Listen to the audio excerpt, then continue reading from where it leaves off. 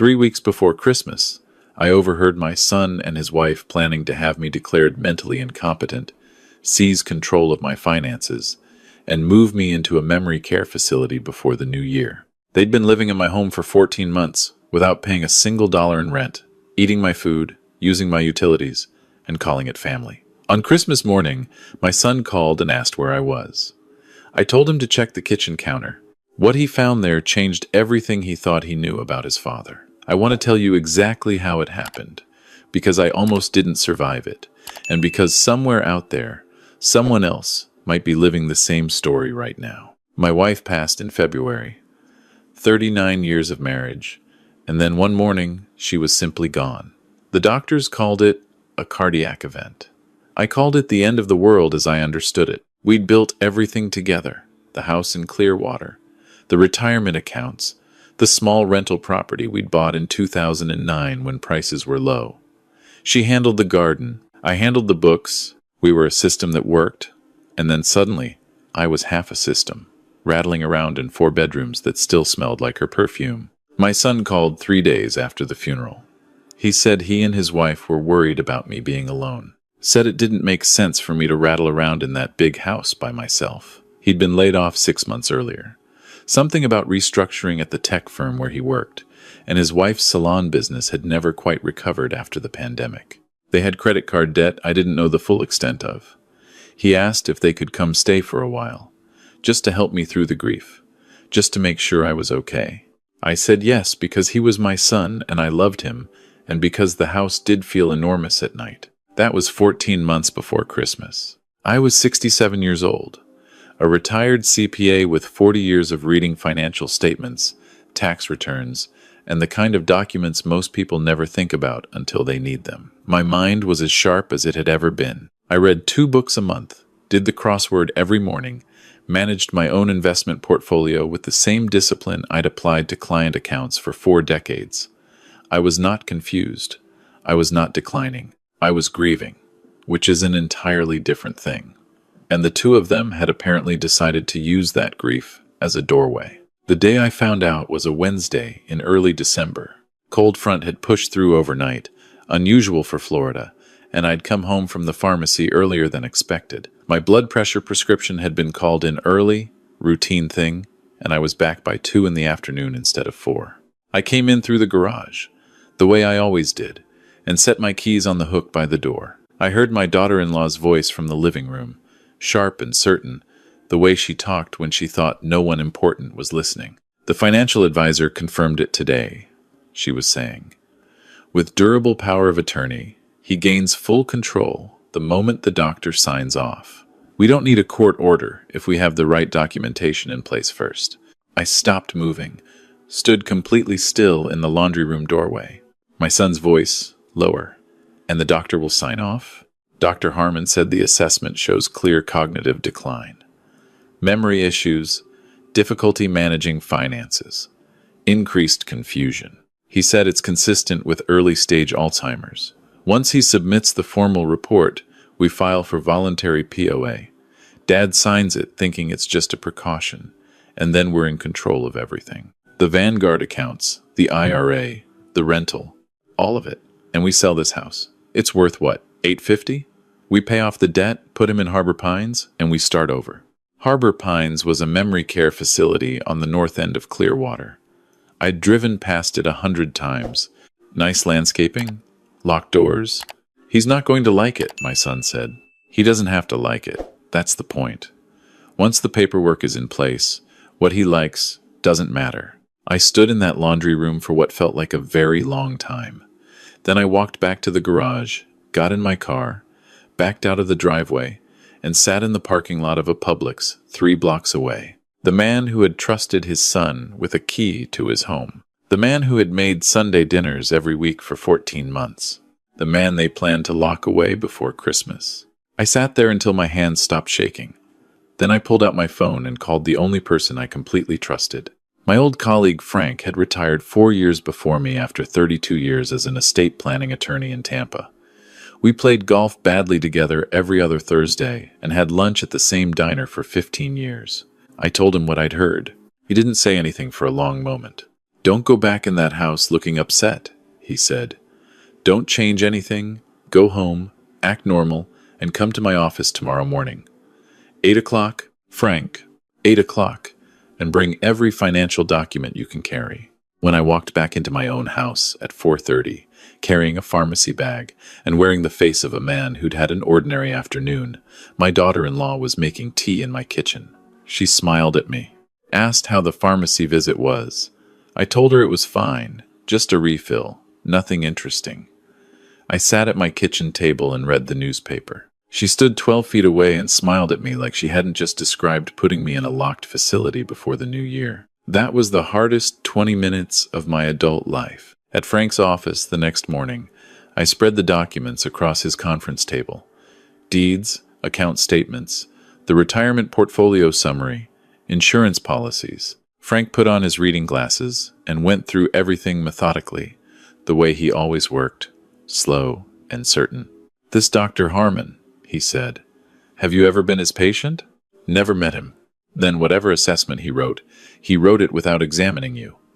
That's not a medical opinion. That's a document created for the purpose of fraud." He looked up. "Here's what they're counting on. They're counting on you not knowing your rights, and on the legal process being slow enough that by the time you understood what was happening, the paperwork would already be filed. Standard elder financial exploitation play." "What's my move?" Frank set down his glasses. "Defensive first. We create an irrevocable trust today. Everything goes in the investment accounts, the IRA rollover, the rental property. You remain the trustee, you retain all income, but the assets are legally protected from any external control claim. Even with a valid POA, they can't touch what's inside an irrevocable trust without your consent. And the house? The house is different. It's not in the trust. But you can sell it." He paused. "Can you sell it before they file? How long do I have?"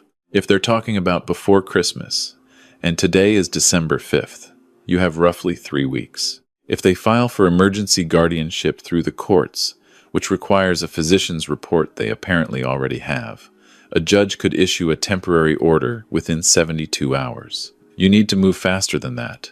3 weeks, 21 days to dismantle everything they thought they were inheriting." "Let's start the trust paperwork today," I said. Frank's paralegal had the documents drafted by noon. I signed everything in Frank's conference room while his assistant notarized each page. Investment accounts went into the Harold Mitchell Family Trust.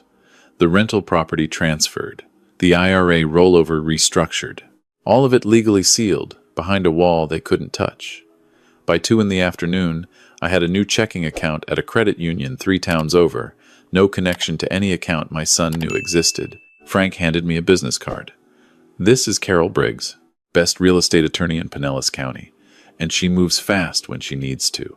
Tell her I sent you, tell her the timeline, and do it today." I called Carol from the parking lot of Frank's building. She had an opening that afternoon. Her office was in a converted Victorian on a quiet street in St. Petersburg.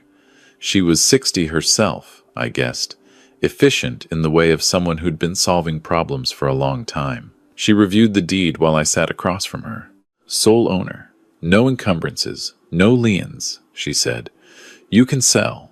The question is whether you can close before December 23rd, which is your hard deadline based on what you've told me. Can it be done? I have a buyer I work with regularly. Investor. Cash purchases. Closes in 10 days if the title is clean. He'll pay market minus 8% for the speed. You're at $850 on Zillow. He'll offer $780, maybe $785.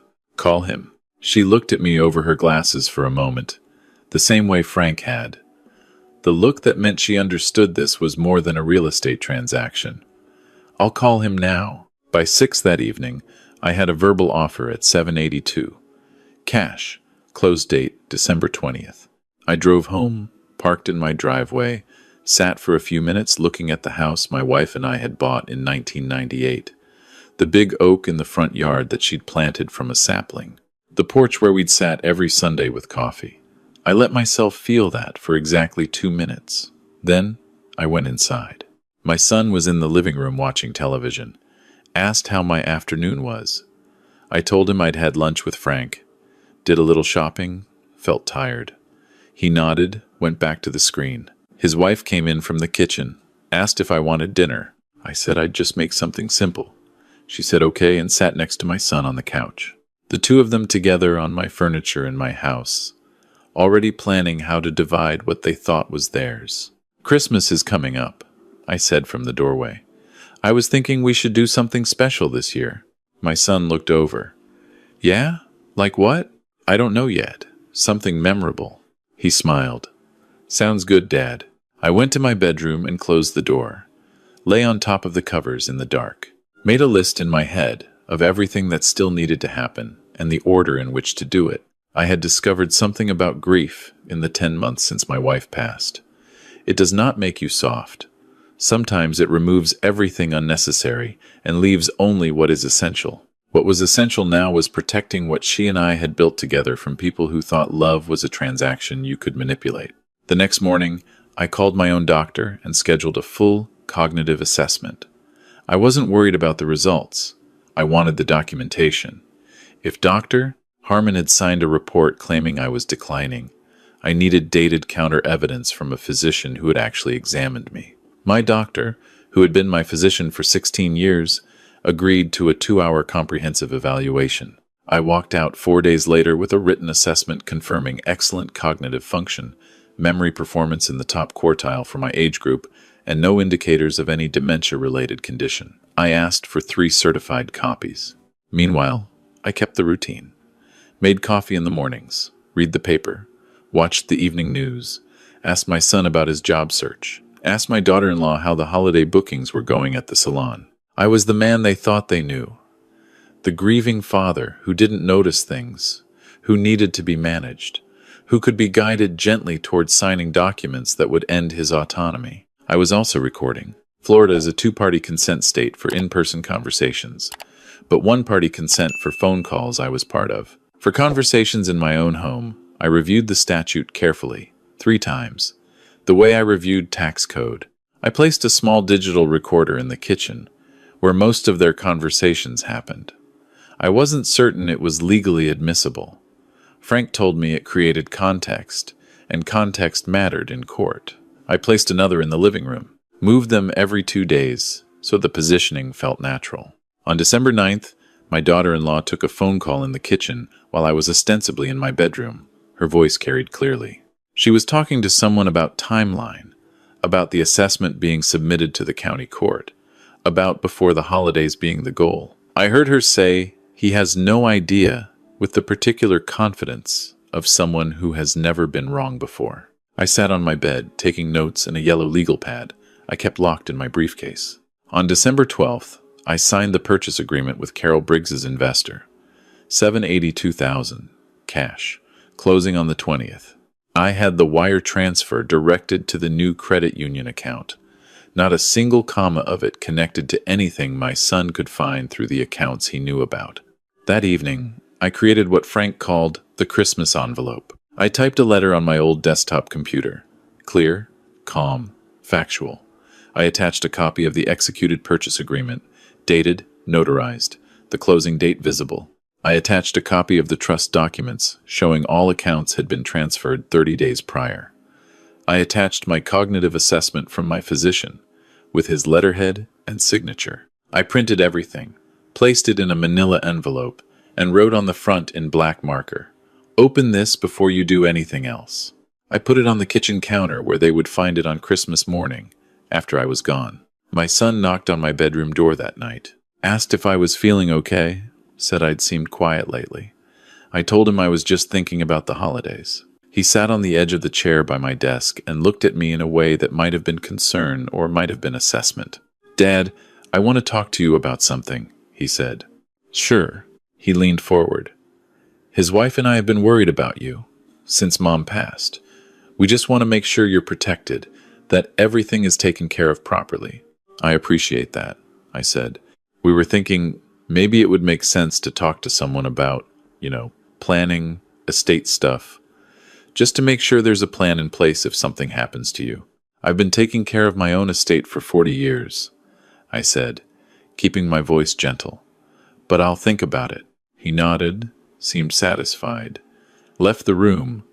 I sat still for a long time after. 3 days before Christmas, Carol called. Everything was on schedule. The buyer's funds were already in escrow. Close date confirmed as the 20th. December 20th, I met Carol at the title company at 9 in the morning. I signed the final documents for 45 minutes. Shook hands with Carol, thanked her.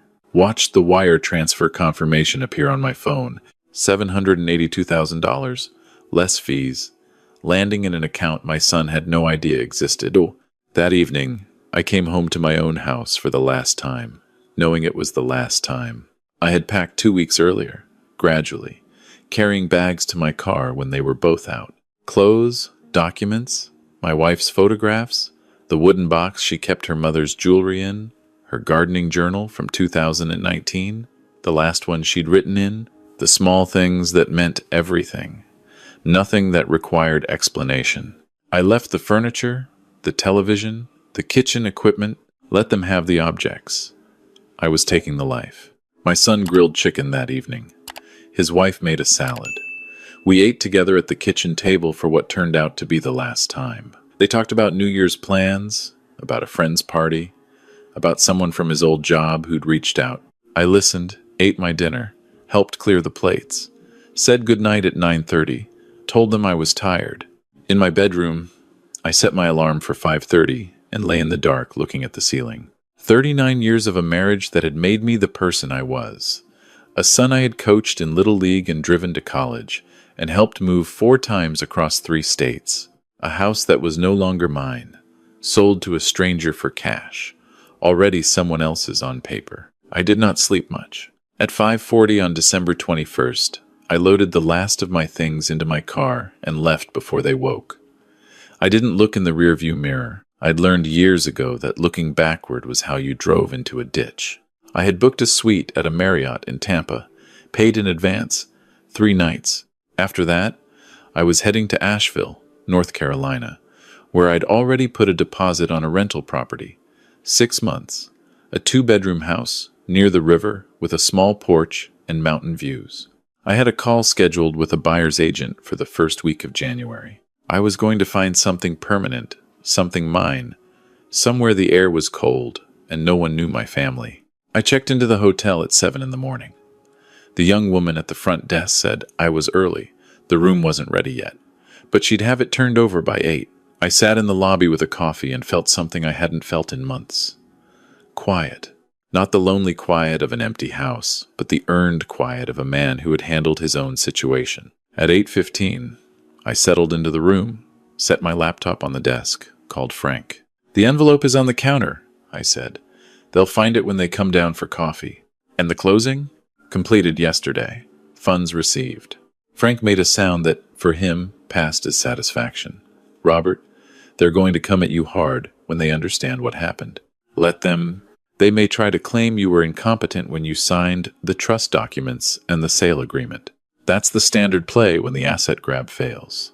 You need to be very clean. I have the physician's assessment dated November 30th. The trust was signed December 6th. The sale agreement December 12th. The documentation will show a man in full possession of his faculties, making deliberate, sequential, legal decisions over a 3-week period. Good. He paused. "Merry Christmas, Harold." That was the first time he'd used my name in the conversation. Christmas Eve came and went quietly. I ordered room service. Watched a movie I'd been meaning to see for 2 years. Slept 8 hours. On Christmas morning, I sat by the window with coffee and watched Tampa traffic below, the particular sparse movement of a city on a holiday, and waited. At 9:47, my phone rang. My son's name on the screen. I let it ring 5 times, then answered. Dad. His voice was strange, compressed. The voice of someone trying to hold a large and unmanageable thing still. "Dad, where are you? We came down this morning and you're not here. There's an envelope on the counter. Did you read it?" Silence. Then, "What is this? What is this document?" "It's a purchase agreement. The house closed on the 20th. It's not my house anymore, which means it's not yours either." More silence. I heard his wife's voice in the background, the quick murmur of someone asking a question. I don't understand, he said. You sold the house. Yes, without telling us. It was my house. I didn't need to tell you. Dad, his voice cracked. Whether from genuine emotion or the realization that the strategy had collapsed, I couldn't tell and had decided it didn't matter. Dad, we've been worried about you. Dr. Harmon said. Dr. Harmon, I said, never examined me. Whatever document he signed based on information you provided him, not based on any actual assessment. I have documentation from my own physician, Dr. Ellison, who has been treating me for 16 years, confirming full cognitive function. It's dated 2 weeks before I sold the house. Another silence, longer this time. Where are you? He asked. His tone had shifted. The concern, whether real or performed, was gone. What remained was something more direct, somewhere comfortable. We need to talk about this in person. You can't just, there are things we need to discuss. The accounts, the properties. The accounts are in a trust I established on December 6th. They were transferred before any document of Dr. Harmon's was filed with anyone. The rental property is in the same trust. The proceeds from the house are in a separate account in my name only. There's nothing to discuss. He said nothing for a long time. I recorded the conversation you had in the kitchen on December 5th, I said. Your wife's voice is very clear. I have it saved in multiple locations. When he spoke again, his voice was different, smaller. Dad, I'm going to let you go now. You have a lot to figure out. I ended the call, set the phone on the desk, looked out at Tampa Bay in the distance, at the particular flat silver of Gulf water in December. Then I blocked both of their numbers, screenshotted the call log for Frank's records, and called Frank to tell him they knew. An hour later, my son called from an unknown number. I let it go to voicemail. Listened to the message once. He said they wanted to work things out. Said his wife was upset. Said they had nowhere to go. The lease on their old apartment was up. They'd given up that apartment when they moved in with me. Said surely I could understand the position they were in. I understood the position they were in very well. I had created it, legally and deliberately, over 3 weeks while they made dinner in my kitchen and assumed I was declining. I sent the voicemail recording to Frank. Then I blocked that number too. The legal response came faster than I expected. Frank called on December 28th to tell me my son had retained an attorney and filed a petition claiming the house sale was the product of financial exploitation. The theory was that an outside party had taken advantage of a vulnerable elder. The outside party, apparently, was me exploiting myself. It's a thin argument, Frank said, but judges can respond to it in the short term while they gather information. We need to get ahead of this. We filed our response the first week of January. 3 certified copies of my cognitive assessment, the trust documents with execution dates, the sale agreement with Carol's firm, recorded excerpts from December 5th, a sworn affidavit from Frank attesting to the sequence of events and my state of mind during each meeting, a separate affidavit from Carol Briggs, a letter from my physician. My son's attorney filed a motion requesting the court order an independent psychiatric evaluation. The judge, a retired Superior Court judge named Patricia Holden, sitting in Pinellas County, granted the evaluation. I drove back to Clearwater from Asheville in January, appeared for the evaluation in a beige office building off US 19. The evaluating psychologist, Dr. Simmons, was in her 50s and conducted the session without any visible opinion about the circumstances that had brought me there. 6 hours of conversation, memory testing, cognitive assessments, written evaluations. At one point, she asked me to describe the decision to sell my house and establish the trust. I discovered on December 5th that my son and his wife had engaged a physician to produce a false cognitive assessment in order to secure power of attorney over my finances and facilitate my placement in a memory care facility. I said, I consulted an estate attorney the following day. Over the subsequent 2 weeks, I transferred my assets into an irrevocable trust, retained separate legal counsel to execute the sale of the property, and documented each step of the process. I left the home on December 21st, leaving documentation of the completed transactions on the kitchen counter for them to find Christmas morning. That's a detailed sequence, she said. I'm a retired CPA. I've been executing detailed financial sequences for 40 years. She made a note. Did not say anything that indicated a conclusion. Dr. Simmons's report was filed with the court on January 22nd. Frank read it to me over the phone. She had found no evidence of cognitive decline, no indicators of dementia or impairment, no signs of confusion or vulnerability. Her conclusion was that the subject demonstrated complete decision-making capacity and that the actions taken were consistent with a rational response to a perceived and apparently legitimate threat. Apparently legitimate, I said. That's her being conservative, Frank said. What she means is it was a completely legitimate threat and you handled it appropriately. Judge Holden will dismiss. The hearing was brief. Judge Holden had read everything. She denied my son's petition in less than 10 minutes, noted that the petitioner's own evidence was undermined by the documented timeline showing clear, sequential, legally sound decision-making, noted that the physician whose assessment the original plan rested upon had not, in fact, examined the subject. She didn't say the word fraud from the bench. Her eyes said it. In the hallway afterward, Frank touched my arm. It's over on the legal side. They have no remaining avenue. I nodded. Looked through the courthouse glass doors at the January parking lot. They'll be served with the counter-filing next week, Frank said. 14 months of rent at market rate comes to just over $26,000. Damages for the fraudulent physician engagement and the emotional distress of the legal proceedings, we're asking $52,000. Total exposure, $78,000. They don't have $78,000. No, they have approximately $12,000 in a joint checking account, a car each, and furniture. One of the attorneys floated a settlement conversation, $10,000, and a formal acknowledgement of liability. I'm not interested in the money, I said. Frank raised an eyebrow. I'm interested in the acknowledgement of liability, I said. Make it public record.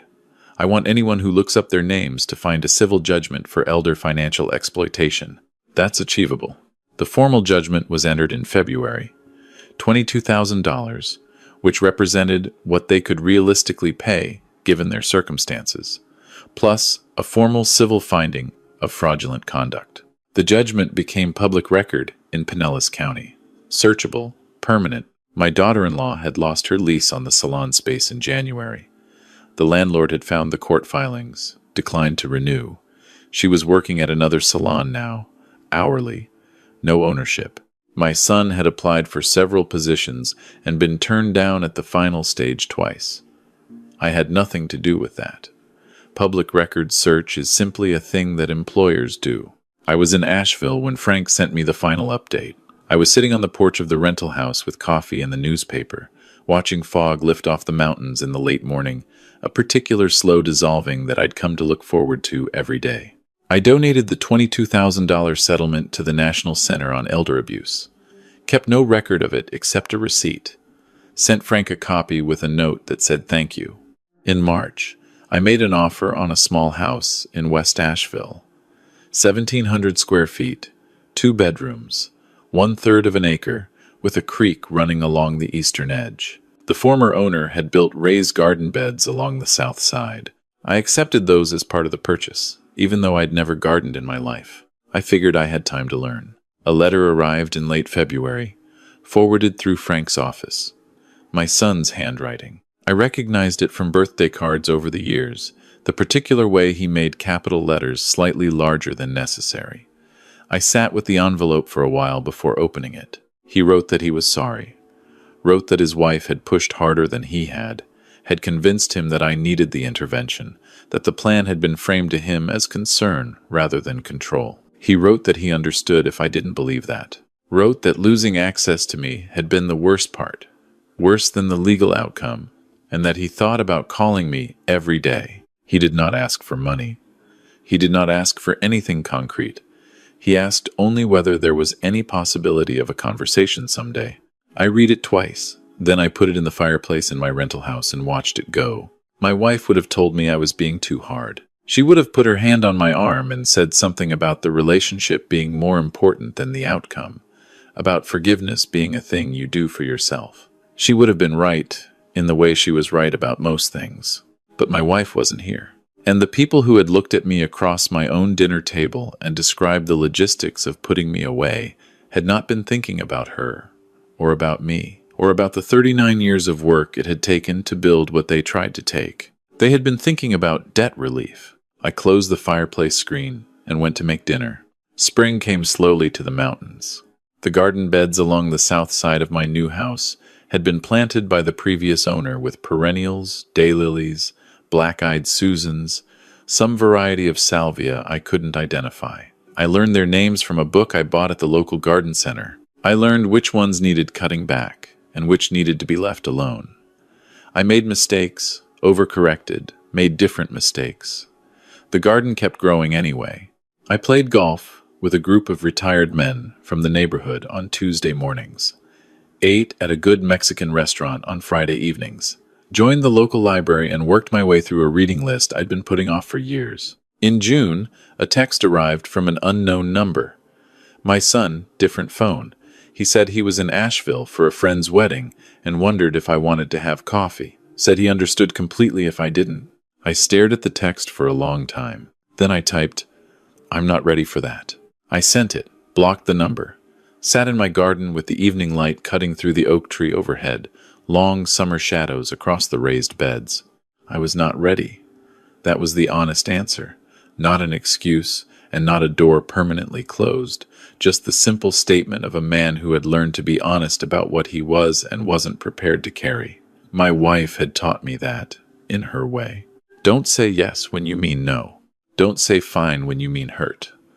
Don't say later when you mean I don't know. I don't know whether there will ever be a conversation. I know that the life I have now is mine in a way the previous one had stopped being. I know that the creek behind my house runs different in rain and in drought, and that the sound of it is different at noon than at midnight, and that learning this took longer than I expected, but was worth the time. I know that grief is not a thing that ends. It's a thing that changes, and that building a new life is not betrayal of the old one, but simply the next act of the same story. I know that at 67 years old, in a mountain town where no one knew my history, I planted black-eyed Susans in soil I owned and watched them grow all summer and felt, for the first time in a very long time, that the ground beneath me was solid. And I know that an old man who looks confused can still read the fine print. They counted on me not knowing my rights. They counted on grief making me soft and slow. They counted on the paperwork being too complicated and the timeline being too short and the father being too sentimental to respond decisively. They were wrong on every count, because what they mistook for sentimentality was simply love, and love is not the same as weakness. And I had spent 40 years making sure nothing caught me unprepared. I left them the furniture and took the life. That seems right to me still. If you have a parent who is aging and alone, and you are genuinely worried about them, call them. Have the honest conversation. Ask them what they need. Offer to help in ways that serve them, not in ways that position you near their assets. That is what a family does. That is the version of this story where no one ends up in a courtroom and no one ends up donating a legal judgment to a charity that exists because this happens too often. If you are that parent, let me tell you something I had to learn the hard way. Your age is not your vulnerability. Your loneliness is not your weakness. Your assets belong to you, and the law exists to protect them. And there are people who know how to use that law, and you are allowed to be one of them. My wife's gardening journal sits on my nightstand. The last entry is from October 2022, 5 months before she died. She wrote about the daylilies she wanted to plant in the spring. She wrote that she'd finally found a variety that would hold color through July. She wrote that she thought the south side of the yard got just enough light. She was right. She almost always was. I planted them in May. They bloomed in June.